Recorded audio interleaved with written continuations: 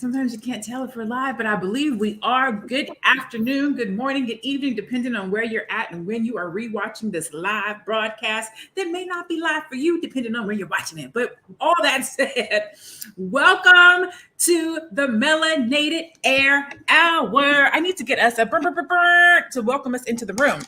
I am Lene Javette.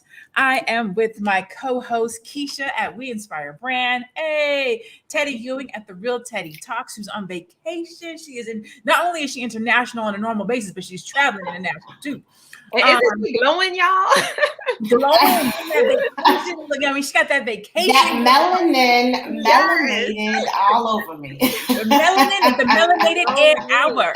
So today we're talking about what is an idea worth, but also how to turn your idea into profit. We have all been one of those people that come up with an idea and I'm like, I should do this, and you don't do it, and then you see it, and then you're like, damn it, I should have did it. Well, Teddy and her husband have been having conversations about this and brought it to the Melanated Air Hour, and we thought it was a dope conversation. So I'm gonna turn it over to her to kind of lead us into this conversation today. Hello, everyone. Thank you, Lene, for introducing this. This has been an ongoing debate between me and my husband because he is my number one stunner, the COO of our business, and he is like my pillow talker, my idea generator, and I use him like a lot, right? So as he's giving me these ideas, maybe you guys have seen Why Did We Get Married? I don't know if it's the first or the second one, and the Janet Jackson character was getting a divorce from her husband, and he was trying to get a piece of her book and all this, and he was like, I gave you those ideas. She's like, no, you didn't. But so that's where we are, right? So my husband gives me wonderful ideas, but neither of us are taking a profit from the business. We just do it till we're there, right? So we have this argument about what is an idea worth. It's like, the idea can be a great idea. Like if I had the master plan to build McDonald's, right? What is that idea all by itself worth? I'm not talking about the connect. I'm not talking about the business plan itself. I'm just saying I should come up with a restaurant that sells hamburgers and French fries and milkshakes. And is that idea itself worth anything? So that is a debate. I need y'all to settle it. Hit me up in the comments. We all have had $1 million ideas, but without that steam behind it, is it really worth anything? Like any intrinsic value? I'm not saying it's not $1 million idea, but can you sell the thoughts, right? So help me answer that. And ladies, tell me what you think. Just basically, is an idea all by itself, good, bad, or indifferent? Does it have any intrinsic value? Can you sell it on the market for anything? Ooh, that is a great question. And you talked about McDonald's. I'm going to come back and talk about McDonald's for a second. But before I do that, thank you so much for tuning in, everyone. I see the hellos. What up, Chicago? Hey, Ramel. Thank you for the shares. If you are tuning in, please thumbs up, like this video, share this video. We are going to talk to somebody, help somebody out there that has had an idea that they didn't follow through. Now, if you have ever had an idea and then a month, 2 months, a year later, you saw it, somebody else do it, raise your hand in the comments, say I had an idea, I didn't execute. Somebody else came up with it. I want to see how many people can weigh in on this conversation. Now, let's talk about McDonald's because you made a good point. McDonald's started out as McDonald's with the golden arches and creating hamburgers, but they were not actually the people who took that idea to the next level. I forget the gentleman's name who came in, looked at McDonald's and says, yeah, this is undervalued. You guys are not properly utilizing this establishment. He took it over, turned it into a franchise, and it's a multi-billion-dollar company. So sometimes even when you have an idea, you may not know how to fully execute it to get it to the promised land. Yeah. I forget when we literally wrote this down, you said you and your husband were having this conversation. And you said, here it is. You said, what is an idea worth? A lot of us have $1 million ideas or $0 ideas. And here's the thing. $1 million idea can be a $0 idea if you don't execute on it. Exactly. It's like you could have the $1 million idea, but do you have the $1 million worth ethic? Exactly. So that's the question too. So it could be $1 million idea, but you don't have the work ethic or the execution to back it up. So in my mind, an idea is not worth anything if you're not willing to move on it, if you're just sitting on it. And there's two groups of people in my mind that just sit on ideas. You have the people that have the ideas and they're not motivated to do anything. They just sit on it, whatever. And then you have the second group of people that have the idea and there's this illusion that they're moving, but they really aren't. And these people are suffering from analysis paralysis. So these people, they could be educating themselves, they could have a mentor, they have all of these plans and they're writing it down and they're like, yeah, I'm moving. But because they aren't executing or implementing all of these ideas, all of these plans that they have, they're not going anywhere. So it's the illusion. And I feel like these people are worse off than the first group of people that I spoke about, because the first group of people, they didn't plan on moving. But the second group of people, like I said, they think that they're moving and they are moving, right? They're on a hamster wheel, but they aren't moving forward. Yes. Too often. I talk about it all the time. I'm sorry to interrupt, Lynette. No, go ahead. No. I was going to say, I talk about all the time the paralysis of analysis, right? Like you have the idea. So if you know anything about business, you know how hard it is to get something up, running, successful, blowed up, right? And if you know nothing about business, then you are the one that thinks your $1 million idea is literally worth $1 million. And both of them are scary and bad because it'll keep us locked in this position of no movement. So you're either on the hamster wheel and you're going, but you don't have any experience, you didn't take any courses, you don't have any mentors, you didn't get any guidance, so you're just spinning your wheels, or you're just talking and never doing. So you have to get to that knowledge piece, the mentorship piece, some guidance from the people around you who'll help grow you, and then in that plan of action phase, or your idea is just an idea. It's an idea, worth something or not, it's an idea until you put some steam behind it, as Keisha already said. Absolutely. So as I'm a business development strategist, so I'm sitting and meeting with entrepreneurs and people who want to become entrepreneurs and professionals all day long. And I will tell you, as a Black community, as a Black people, we are resilient, we are innovative, and we are creative. We're trendsetters, right? We are trendsetters. The world wants to be like us. So we are already leading the world, right? And we do that from an innovative space as well. We look at something, we'll say, I could do that better. Or we want to write a book, or we want to share an experience, or we show up at work and we think we have a better process. So we are already a community of people who think outside the box and have these ideas. But too often we sit on them, or we think somebody else is going to do it, or we think somebody else can do it better, or we're just late to the party. We don't believe that we have the resources or the tools or the knowledge or the finances to do it. And so we'll sit on that idea, and then somebody else will come along and take the idea that we had, and they will run with it. So it is $1 million idea, like Teddy and Keisha says, but if you don't actually execute on it, if you don't actually follow through on it, if you don't actually put some energy and effort into figuring out, can I bring this to fruition? What does it actually take? What are the finances? Can I get a partner? Can I get an investment? Can I bootstrap? What can I do in order to bring this vision to life? I was online, and I wish I had this story in front of me, but I saw this post talking about a woman who was fired from her job. She was laid off, fired from her job during the pandemic. She used her $1,200 stimulus check and created a 7-figure business. Now, it was a picture, so I didn't actually get to go and read the article, because I was like, what business did she start that allowed her to create a 7-figure business? And it was in something like 90 days. Like, it's something stupid. Like, she used her $1,200 stimulus check to create a 7-figure new job in like less than 3 months or something crazy like that. That's awesome. That is where we have to live when we're thinking about our ideas, whether you're an entrepreneur or a professional, because you can walk into your career job and fix something, put a process in place. Let's see. Elle said, I wanted to talk about this one from Elle Brown right here. These days, you better not speak your ideas or post them, because folks are hungry out here and steal everything. I'm so glad. Who is this, Elle? I'm so glad you said that, Elle, because that was going to be my next question.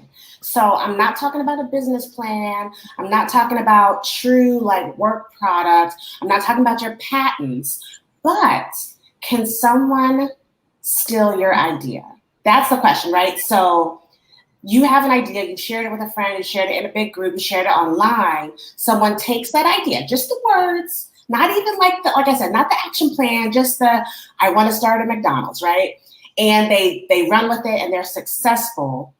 Is that true theft or your feelings just hurt? Let me know. Let me know, Elle, what you think. That's a good question. Yeah. That's a good And it's hard. It's hard to answer, you know, because if they did it, they didn't use any of your contacts. They just took your idea and then made it work. You know, what is that?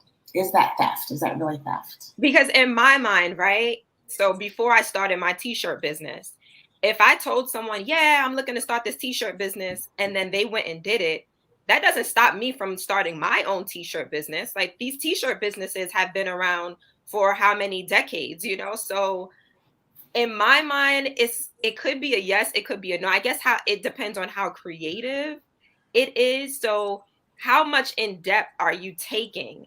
Are you taking just, oh, I want to start a t-shirt business? Or are you taking my mantra? Are you taking my logo? Like, Right. what are you taking from me? And I'm not gonna lie, if I told a friend, hey, I'm looking to start this t-shirt business, I'm really excited about it, and then 2 weeks later they started a t-shirt business, I'll be a little bit in my feelings. My ego will be hurt. What you doing, girl? Like, that was my idea. But it doesn't mean that I can't still start my own t-shirt business, because we have different audiences. So it goes into that too. You have a different target audience. You have people that are going to rock with you just because you are you. So it's not really taking from you if you know how to put yourself out there, if you know how to market, because everyone has different target audiences and then everyone has different niches. So that's a tough question. Yeah. I think it comes down to protecting your rights, right? So that's why we have copyrights and trademarks and patents and things of that nature, to protect someone's intellectual property. But to Teddy's point, when does it become intellectual property? Is it intellectual property when you're sitting around with your homegirls watching TV and you're like, you know what? Somebody should really create a fluffy blanket made out of sheepskin. That would be dope. And then your homegirl goes and creates a fluffy blanket made out of sheepskin. Did you steal the idea from her? And that, and you know what I'm saying? Like, no, you didn't. So she said somebody should do it, and you did it. That's not stealing an idea, right? Thank you. You and the girl sit down and strategize, coming up with a fluffy blanket made out of sheepskin and what colors they should be, and this is probably what we should price point them at, and that would be dope. And then she goes off and does something different, and you go and do that idea. There might be a little bit of infringement, because now we both put intellectual context and ideology into this concept. Oh, sorry, my printer just started printing on me. I'm like, oh, hello. Somebody listening in, trying to steal your ideas. Your ideas. I started printing something. I was like, oh, Jesus. It's the big one, Elizabeth. So that becomes different, right? This is how you have these situations in Hollywood where somebody writes the script, they show it to somebody, the producer says, no, we're not going to go with it, Matrix, and then they go and create another movie that's inspired by. She goes and she sues them, and they're like, no, this is too similar. There can be inspiration, but you can't let somebody else's thoughts and ideas inspire you to create something that's a knockoff version of the original. So there becomes these gray areas. And I was telling you guys about this. NDAs, right? So if you're an entrepreneur or a professional or somebody out there who's having conversations about your intellectual property or your ideas, a lot of times either you or the person that you're telling will have you sign an NDA. If you don't know what NDA is, it's a non-disclosure agreement, which says that whatever you are about to hear, you cannot disclose. I have a friend, and I've heard of a couple of investors that are like, I don't sign NDAs because I feel like if I give this information to you, if I tell you what I'm about to do, it's no good to you if you don't execute it. I can tell you all day long, this is what you do and this is how you do it. But if you don't actually go and do anything, then it doesn't matter. I can give you $1 million idea today. This is how you start a business. This is where you get the funding. This is how you set it up. Here is your audience. Here are your clients. This is where they work. This is their phone number. Here is their email. Here is their credit card. I can give you all of that. If you don't do anything with it, it is worth $0. It reminds me of that quote, it's not knowledge that's power, it's the application of knowledge that's power. So you can have all the tools, you can have all the resources, as Lene just said, but if you're not doing anything with it, then you're not going to move forward. You're not going to be successful. You're not going to reach your goals. So I definitely Right, agree. right. Yeah, and I actually disagree, Lene, with your friend about not signing the NDAs, or not submitting them for signing if she has an idea. Because although I agree 100% that unless they implement it, it doesn't have that value. But sometimes in discussion, I think someone has said in the chat, private conversation or strategizing, you may give bits and pieces of information about something that no one has any idea about. And maybe it's a connect that you have, but it's not a private connect, but they didn't even know it existed. So that may come out in conversation. So I'm a big fan of NDAs just because it kind of sets the tone, and then it like dares someone who might want to take that idea, exactly your idea, and do something with it. It dares them to do it, because then they may have to fight that legal battle. But you're right, that goes into the copywriting, patenting ideas, trademarking, all of that. There's plenty of laws on it. Like if you have like your example with the blanket, if you said, I want to make a blanket made out of, like you said, sheepskin, and I want to call it Fluffies. So if your girlfriend not only makes the blanket, but she calls it Fluffies, well, that's a problem, right? If you patented or trademarked it, put it on a pin, sold it on Etsy for $5, now that's really your name. And that's when that person says, then that's when the theft happened, right? But if it didn't go that far, then it wasn't theft, it was just an idea. So there is a true legal line. However, you need to protect yourself, protect your ideas, and most importantly, be around people that are going to help you grow. Instead of them taking the idea, they're saying, girl, that is a fantastic idea. How can I help you? And since I'm helping you, how do I get a piece? I don't have a problem with that. What do y'all think about that? So you have an idea, someone's willing to put in that elbow grease, but they want a piece of it. Are you willing to share? Share your ideas' profits. That brings us to Shark Tank. So you literally led us into this conversation, right? What about Shark Tank? So do you want to start this, Keisha? I think that it's fair. I think that it's fair if someone is willing to, like you said, put in that elbow grease and get down and dirty and help you to build your business. I think it's fair to give them some of the profits. Of course, up front, talk about what that looks like. And if you make a lot of money, right? Like, let's say you start making 6 figures, 7 figures. Now the friend want more money. Like, wait, let me get some more. That's when it's like, wait, we agreed on this. So up front, I believe that, and of course, every so often, if you would like, you can renegotiate the contract or whatever it is. But up front, what are you getting up front? What do you want up front? We put it in the contract, and then we move forward from there. So if it's 10%, it's 10% moving forward. Don't ask me for 50% when you see I'm blowing up. Leave it at 10%. You said the magic word, contract. We don't do contracts enough in our community. We go on words. We're not gonna have the Karen Silver conversation again, but we gotta make sure that we are setting expectations, that we know what we're getting, that we know what we're offering, that we know how this relationship is going to work. We need an operating agreement. We should probably have our SOPs in place.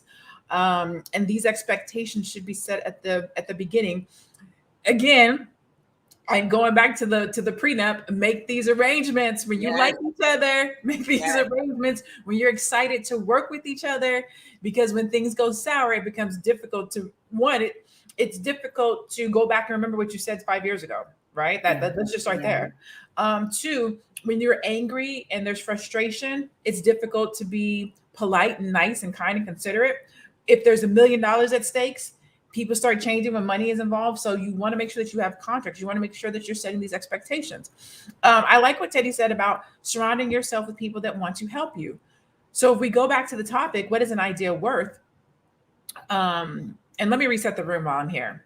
Thank you so much for tuning in. This is the Melanated Air Hour with myself, Lene Javette, Keisha at We Inspire Brands, Teddy Ewing at The Real Teddy Talks. We are here every Tuesday and Thursday. We bring an hour of melanated air where we talk Black about experiences and things that are happening in the community, most oftentimes from a business perspective. you can please support each one of us individually. You can go check us out on Instagram, Facebook, Twitter, YouTube. And so today we're talking about what is an idea worth, how to turn your idea into profit. And we're just looking at ideas from the perspective of the fact that people have these great ideas that we do not execute.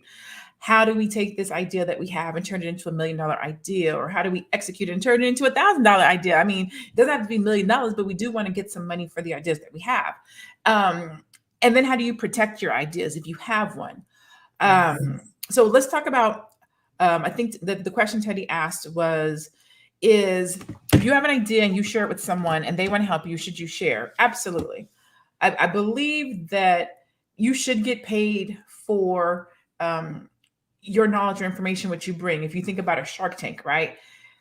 But if you think about a Shark Tank, that's somebody who's coming into your business with expertise, knowledge, network, right? They're adding value to it. If you're adding value to my business, then absolutely, you should get a stake, you should get a piece. The thing is vetting these individuals and making sure that people that you bring on actually know what you're doing, or actually know what they are doing, because I have seen it time and time again where people are just getting started and they're bringing on people who are actually deterring them or taking them away from their goal, or they don't have the knowledge, or they're spending a lot of money trying to execute a goal or a dream or a business. And it's based on the people that you have around you. So you definitely want to make sure that you are hitching your wagon to people that know what they're doing, that are going in the direction that you're going, that have knowledge. We talked about mentorship. We talked about coaching, strategies. I try to get people to get away from plans. And there's a difference between a plan and a strategy. Too often we create a plan or a to-do list. I want to start a business. Then what? Right. Start a business. Okay. Right. That's not a plan. That's your to-do. So then they'll take it a step further with the plan. Buy a domain, get a website. That's a plan. But that's not a strategy. So when we think about really turning what is an idea worth and how you turn it into a profit, your idea is just as good as your strategy. Like literally, it's as good as your strategy. How are you going to execute it? How are you going to implement it? What do you need? What does it cost? Who are the people? How long is it going to take? What platform are you going to put it on? How are you going to produce it? Who's going to manufacture it? When are you going to bring it to the public? What's the launch date? Like there's all these things that go into it. And I think that that's where people get afraid or they get fearful of actually launching their idea is they don't know how to put a strategy in place to bring it to execution. I like that you said that, Lene, the strategy versus the plan, because when you have the strategy, you have dates in place, you have these launch dates and you have these things in place where it's like, okay, I have to execute, right? When you have a plan, and I just made a post about this, tomorrow oftentimes becomes tomorrow again. So if you say, oh, I'll do it tomorrow, and then tomorrow comes, it's like, oh, I could do it tomorrow. And then it's always this tomorrow. So I feel that when you have the plan in place, when you have the to-do list, it's like, oh, I could do it later. But when you have that strategy, you know that you have to meet these deadlines. And it's not necessarily the case when you just have the plan. Right. You said it, Keisha. And I want to, while Lene is resetting the room, I'll let y'all know I'm not in my normal office environment. I am in the Maldives. I had to look it up how to pronounce it. The Maldives, getting my sun, getting my glow. It's like midnight almost. So, but I am living my best life. But it had me thinking, this whole topic is about, a good passive, semi-passive income strategy is to be that mentor, that person for people trying to start their businesses. So if you have some business acumen, you've been there and you've done that, you've run a business, you've started successful online sales, whatever, there's a lot of people trying to come into it. So in a Shark Tank reality, if you have the funding and you have the know-how, a perfect way to help to give back to the community and get your piece, right, and get your passive income is to help people start businesses. So if someone has that, it's a great idea to start. And if you're looking to start and you don't have those connections, you don't have that know-how, and you may not have the time or energy to take the courses and watch YouTube videos to get started, maybe you can find someone, a Lene business strategist, Teddy Ewing exit strategist, someone that shows you how to start a t-shirt business, like step by step by step. That is who you need in your life. And it just makes it, then tomorrow can be today. Because really what keeps us from doing it today is you have to buy something. You have to figure it out. You have to watch. I'm posting on Instagram and I feel so old sometimes because I'm learning the new techniques. I'm learning the stories and all that. But there's so much new stuff. And I'm like watching YouTube videos and say, how do I like jazz up my stories? I'm not afraid or ashamed to do that and say, let me learn from these young people and see how they're doing it. Let them get their ad revenue from YouTube so I could be better. So you have to grow yourself with other people. Again, that your team is going to make you. Your team is going to make you. You really can't do it by yourself. You cannot. You cannot. You know, you made a great point, Teddy. Shameless plug. Let's just go ahead and do some plugging right here.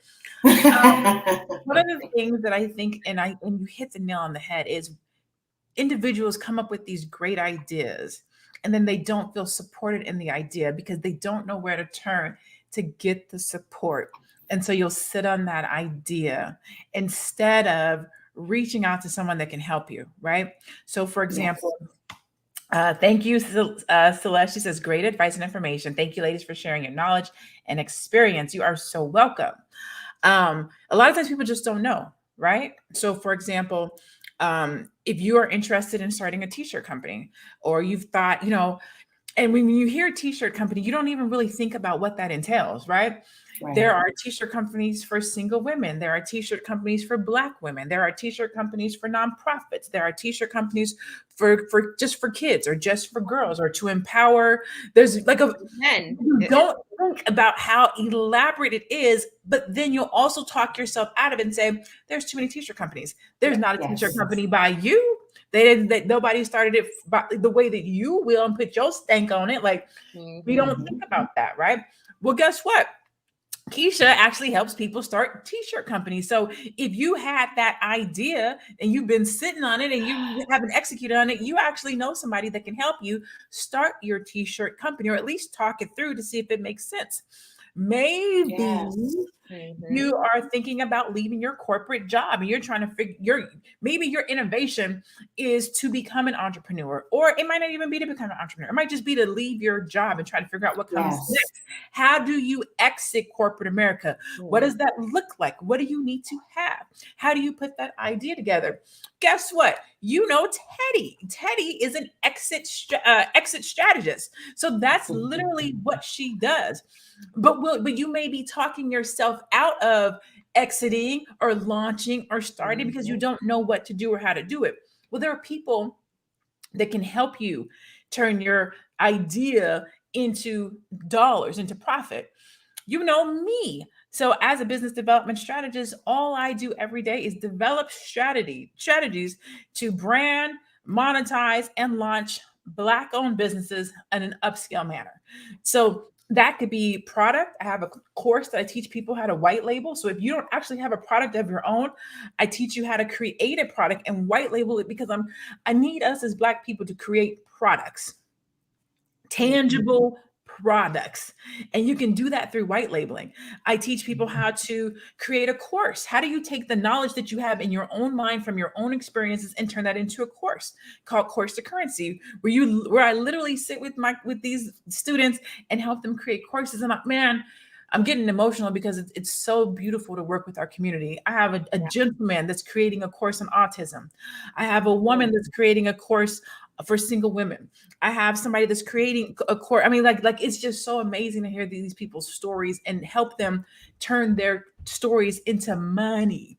I help people start businesses. But you as the individual have to believe in your idea, in your book, in your business, in your exit, in your company, and take a step of faith and say, you know what? I'm worth it. Yes. My business idea is worth it. The audience, the target market, or the people who I want to create this for is worth it. And I'm going to step out on faith and create it. Yes. You're so right. There's so much fear in the Black community. And that's because there's been people at every turn, family, friends, outsiders, politicians, lawmakers, telling you why you're not good enough or why you can't do it. But we need to change that. We need to turn it on its head and we need to cut that fear out. Like, don't be afraid to take a chance. Don't be afraid to step out, step out on faith. Like they said, you don't have to step out on faith. You can step out on experience. Yep. Someone who's telling you and helping step you through, like, this is the recipe. This is the Olympic routine that's going to get you where you need to be. It's like boxes you have to check.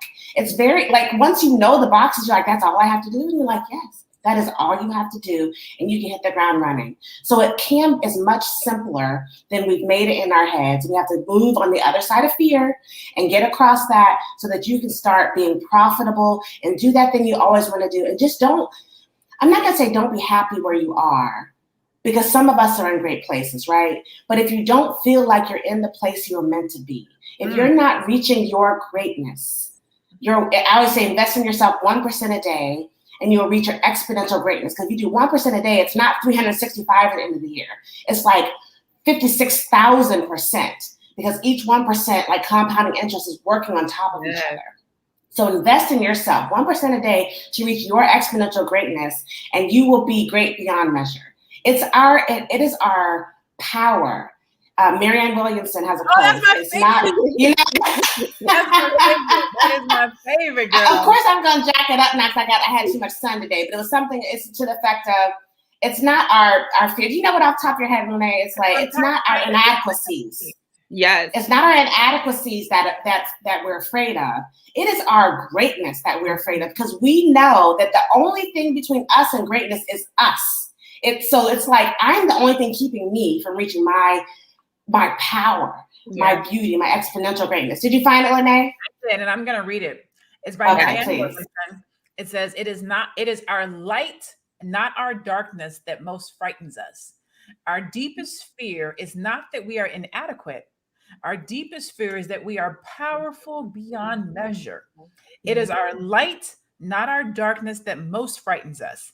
We ask ourselves, who am I to be brilliant, gorgeous, talented, and fabulous? Actually, who are you not to be? You are a child of God. Your playing small does not serve the world. There's nothing enlightened about shrinking so that other people won't feel insecure around you. We were born to make manifest the glory of God that is within us. Yes. It's not just in some of us, it's in everyone.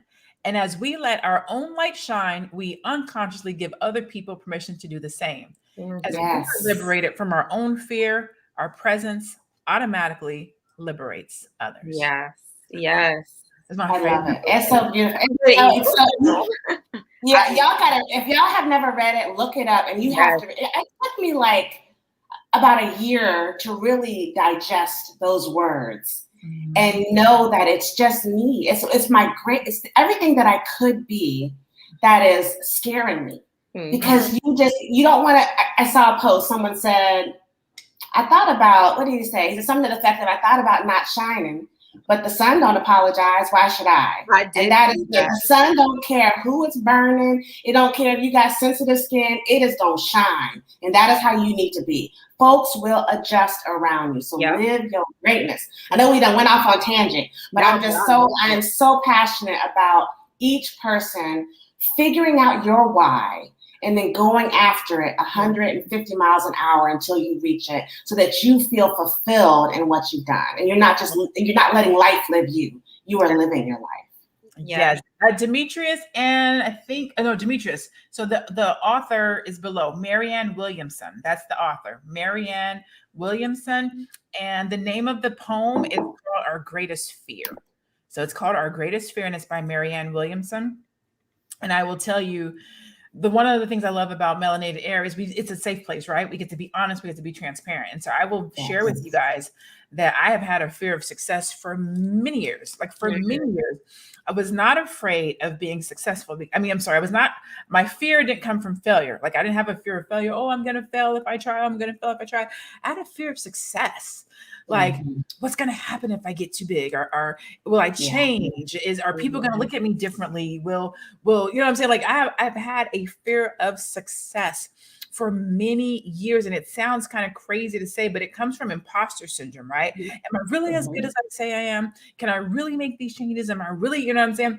So fear of success is legit. We really do shrink ourselves. Like, we really do play small when something has been put on us, purpose to us, passion to us, blessed for us. We've been given favor, and we will be like, "Are you sure that's for me? Are you sure that's my person? Are you sure I can change the world? Are you sure I can inspire Black people? Are you sure that I can help Black businesses grow? Like me, just little old me, little old me, like, you know what I'm saying?" And then it's amazing because, like, I don't even take in the totality or grasp the magnitude with what I do and how I help and how I inspire until somebody brings it back to me and like, because of you, I published my book. Because of you, I hit 6 figures. Because of you, I left my job and I started my own business. Because of you, I was able to get the job. Like it blows my mind, and it's never enough. As you guys know, I'm in therapy, and my therapist asked me the other day, I had therapy yesterday. She was like, "Why isn't it enough?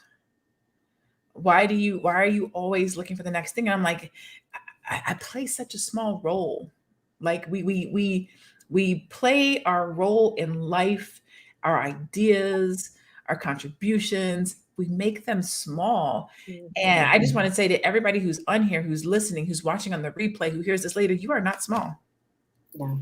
You're not small. Your ideas are valuable. Your innovation, your creation, your concepts, they're not small. They're valuable. Lean into them, produce, manufacture, bring your dreams to life.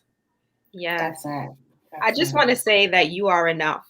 And this is why I created this I am enough line, because I suffered from that. And even though I suffered from not being enough, feeling that I wasn't enough for a very different reason, it wasn't just in business, it was more so low self-esteem. And me and the lady spoke about this the other day. Adult acne is like real, right? So it was more so, you know, how I look. You see me? Listen, don't get me started. Hey, we all got it. I know I got something around here. It was a lot of things about my physical appearance, but it does also creep in to the business aspect, right? Like, oh, okay, maybe I'm not enough to do this. And that's where that imposter syndrome does come in. And I tell you, even though I am helping people to build their profitable t-shirt businesses, I still have that imposter syndrome that creeps in every now and then saying, oh, you're not enough to do that. Why do you think that you can help these people launch their businesses or be successful? And then I have to stop it. Like, nope, I am enough. I know that I can do this because 1, I've done it for myself. And then 2, I've helped other people do it. So that's when we have to nip those negative thoughts in the bud. Like, nope, I'm not entertaining that thought, because the thoughts are going to come, but it's up to you what you do with those thoughts. Are you going to entertain it? Are you going to continue to let it run rampant? Or are you going to stop it in its tracks and say, no, I don't believe that? And another thing, I don't remember what jogged my memory about it. One of my mentors, he says, don't try to bring people where you've never been. Just bring them where you are. Because you know where you are. You know that you've been successful, like in this moment. So for me, I don't tell people I'm going to help you build a 6-figure t-shirt business. I'm not there. So I'm not going to help you do that. But I am going to help you start and build your business. I am going to help you to market your business, to put launch strategies in place for your business. So that is where you X out that imposter syndrome.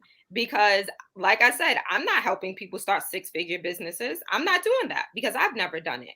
But Yes. We're on the way. We're on the way. We on the way. Are, yes. Out yes. there.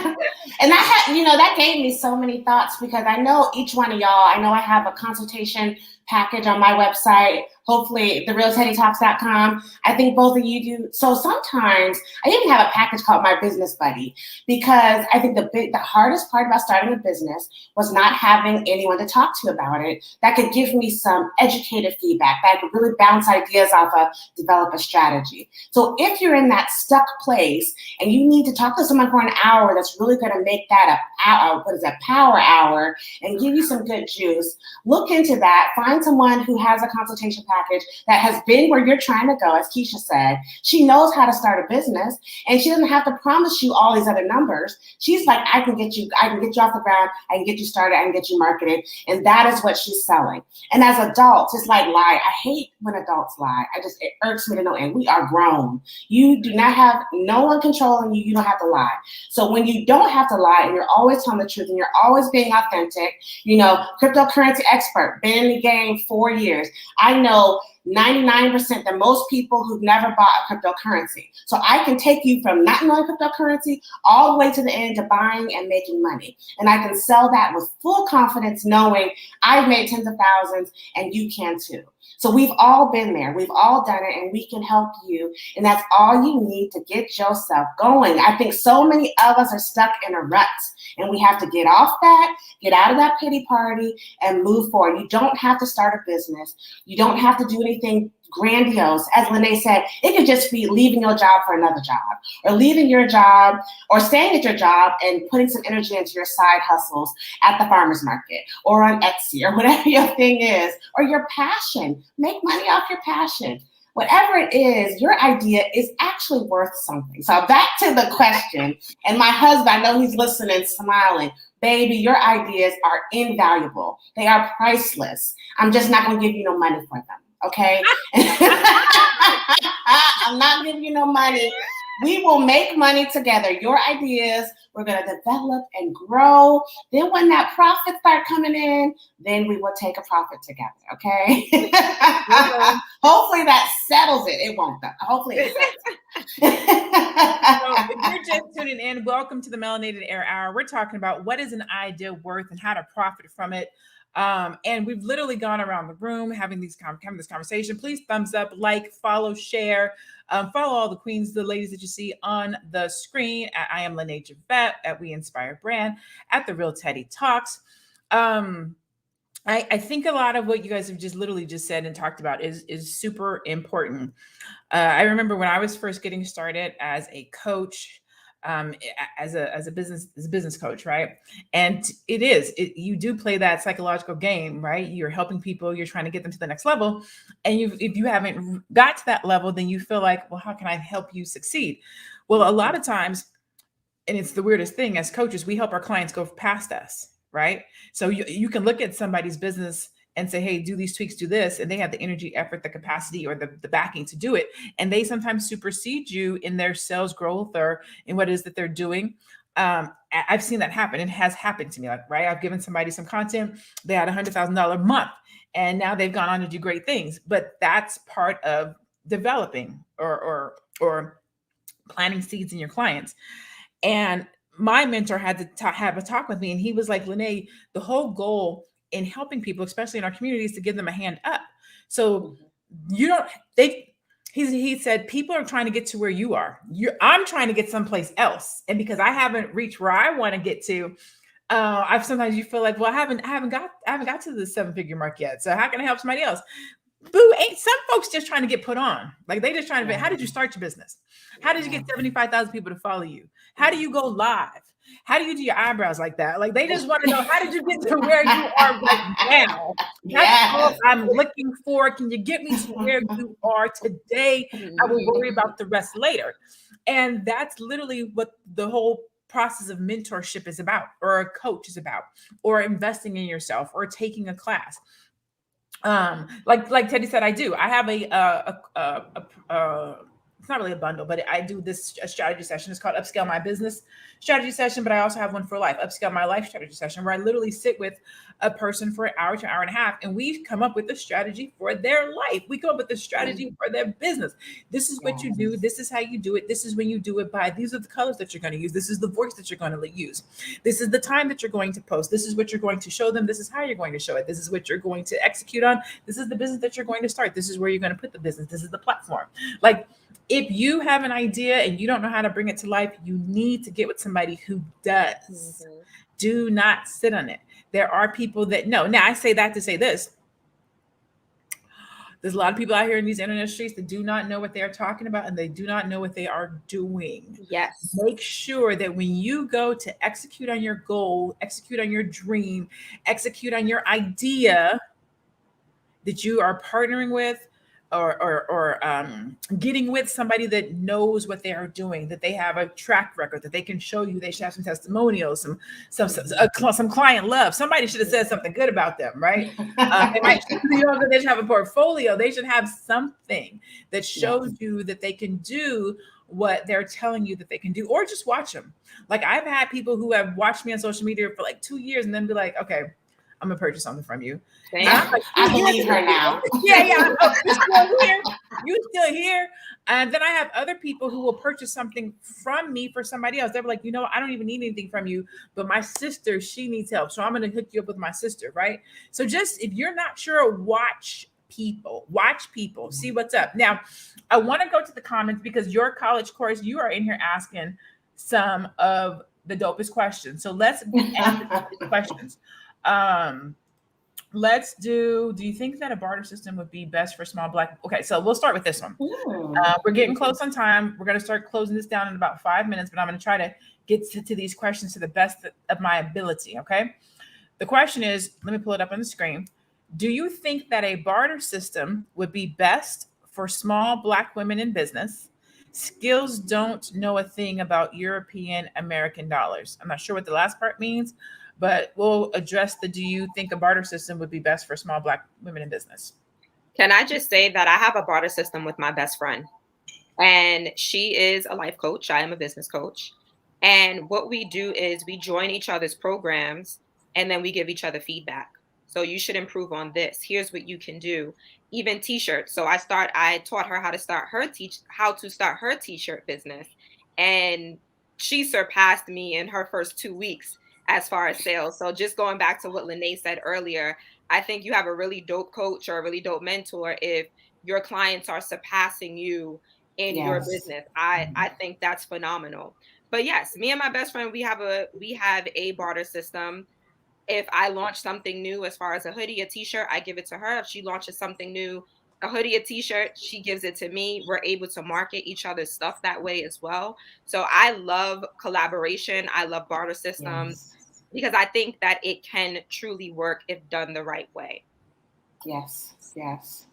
That's like exponential growth. If you got 5,000 followers, she got 2,000 followers, someone's got 10,000 followers, add that up together. If you guys are working together, that's how many followers you all have pushing each other's stuff. As long as it's not direct competition, do it. Do the damn thing. Do it. That's what sisterhood is all about. I mean, that should be what being a Black entrepreneur is about, right? Working together. Yes. I say this all the time. When I get to the top, because I'm not at my top yet. I'm not at my personal top.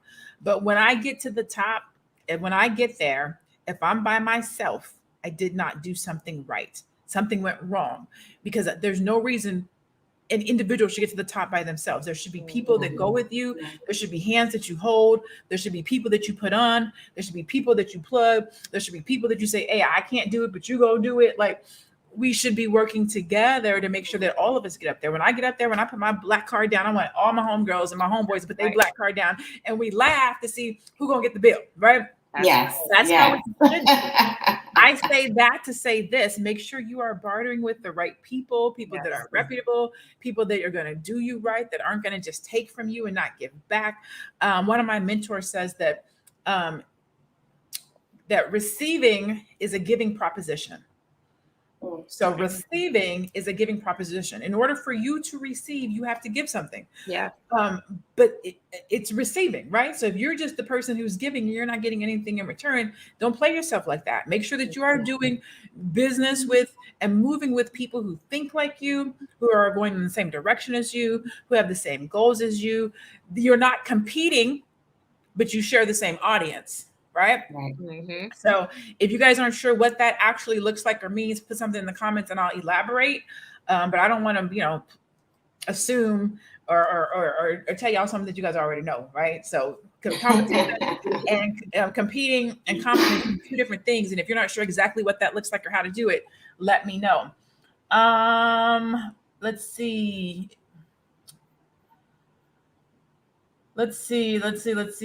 Yaya says, I missed it. Is there a form of notification for future meetings? We're here on Tuesdays and Thursdays. You can always click the like button, the notifications button, the subscribe button. Go to our Instagram, Facebook, YouTube pages.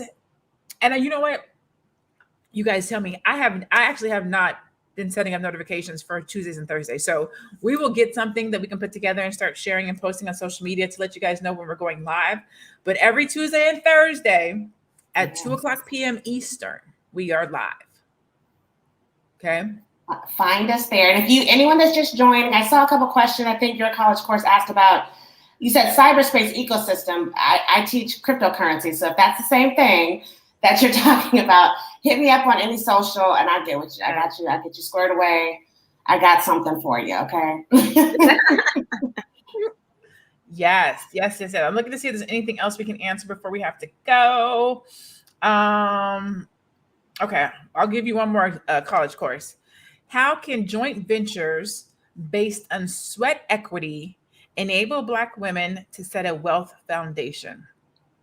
I'm going to ask that question again, just make sure everybody understands it.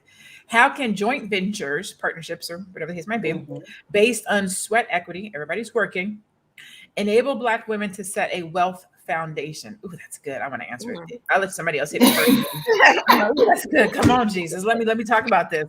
But go ahead. You have to write a contract to which you get a profit once you're profitable. Period. Like that's the way you're going to build your wealth foundation. Is if you're just doing sweat, you both aren't taking profit, or whoever's all in the joint venture, you're not taking profit. You have to write it in that when the profit flows after expenses, you get a piece. That's my input. Okay. Go ahead, Lene. I'm gonna let you take it. So I'm going to build on what Teddy says because that's the foundation, right? Again, the C word, contracts, putting things in writing. But you literally said it. Let me pull it back up. You said it in your question. How can joint ventures based on sweat equity enable Black women to set a wealth foundation? That sweat equity that you put in together to build is literally setting the foundation for wealth. You have to have two people or however many people putting in the same amount of sweat equity and work and investment. And that's how we create a wealthy foundation, working together, collaborating, taking the ego out, helping everybody to get put on. What happens is when we try to come together and do something around sweat equity, somebody does more work than somebody else. Somebody shows up and works harder than somebody else. And so now that person wants more. Now we get egos in the place. Now nobody wants to work with each other. The business falls apart. So the answer is literally what you said: sweat equity, equality, everybody working towards the same goal. Ego's not getting in the way. Knowing what we're working towards, putting the contract, putting expectations in writing so that we know what we said. Like that's literally how you do it. I hate to just be throwing stuff out there that we already know. And I don't know where it came from, but whoever said it was right. When we go alone, you go fast, but when we go together, we're going to go further. But we too often pick fast than far. Yep. So that's my humble opinion. That's my little 2 cents that I'm adding. So, that was worth 20 cents. Girl, get my change past the collection plate. So we're getting ready to head out of here. But before we go, I do like to go around the room and do a final thought. So I'll somebody can take it away. I'll Go ahead, take it. Keisha. I will take it. So I just want to leave you all with a quote that my mentor, Marcus Y. Rozier, I want to make sure I give him all the props for this quote that I'm about to give y'all. He says, "Don't be addicted to education, but allergic to execution." So Oh, say that again for the people in the back. Say that again. It was Marcus Y. Rozier, y'all. Go follow him. He says, "Don't be addicted to education, but allergic to execution." So this goes back to what we spoke about earlier about not implementing, not executing, analysis paralysis. So you're in all of these courses and you may have a mentor, you're looking at YouTube videos, you're reading articles, you're doing all of these things that you feel like is going to get you to that next step. You're doing everything but executing. So make sure with your education, you made the right step to get the mentor, you made the right step to take the course, but make sure you are now implementing what you've learned. And I know I said this a few shows back, but I said there's a difference between investing versus spending. You invest in a course, you invest in a mentor. However, if you are not implementing what you've learned from that course and what you've learned from that mentor, it still becomes spending. So execute, people. Yes, great point, Keisha. I just want to end it by bringing up a point I actually didn't touch on at all during this conversation, but I think sometimes your idea is more valuable if you move in silence outside of your network. So I think a lot of our problems are within our network. I always say, check your circle. Who's around you? Who may be telling you you shouldn't do something or you can't do it, instead of who's trying to help you grow. So I don't think move in silence means literally do it by yourself.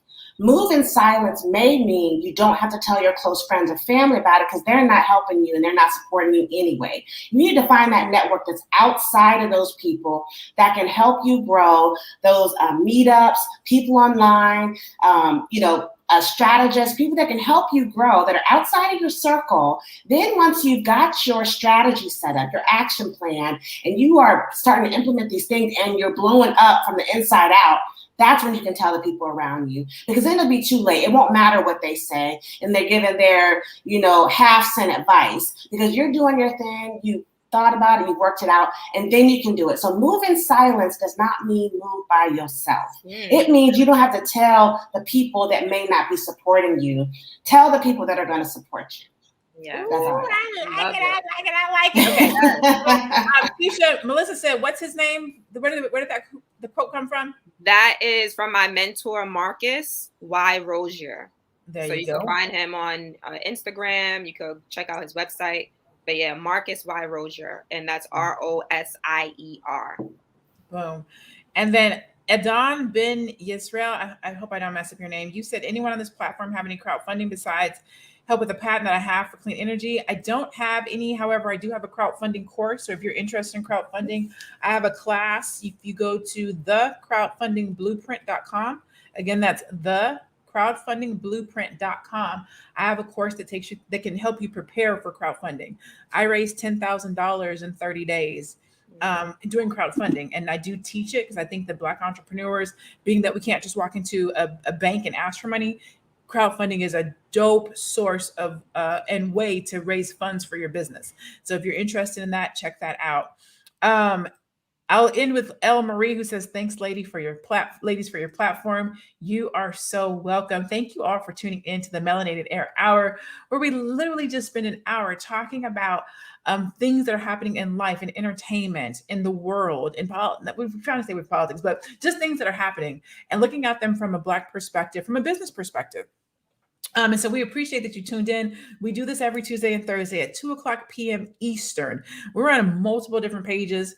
Our own page, Melanated Air Hour, will be coming up by the end of this week, so you can follow us there. But for now, please go check us out individually. Check out my Instagram at I am Lene Javette. Check out Keisha at We Inspire Brand. Check out Teddy Ewing at The Real Teddy Talks. We love you. We appreciate you. Thank you so much for tuning in. Please share this. If you got anything out of this, or you know somebody that could get something from this, please share it. thumbs up it, talk about it, repost it, let people know that we're here. We're having this dialogue. We're having this conversation. I forget who said it, but somebody said, no more shade room. Oh, there it is. Demetrius said, just shared this content on my Twitter. No more shade room. Laugh out loud. I love that. We are here to build. With that being said, we bid you farewell. We will see you guys on Thursday. Peace. Bye. Bye.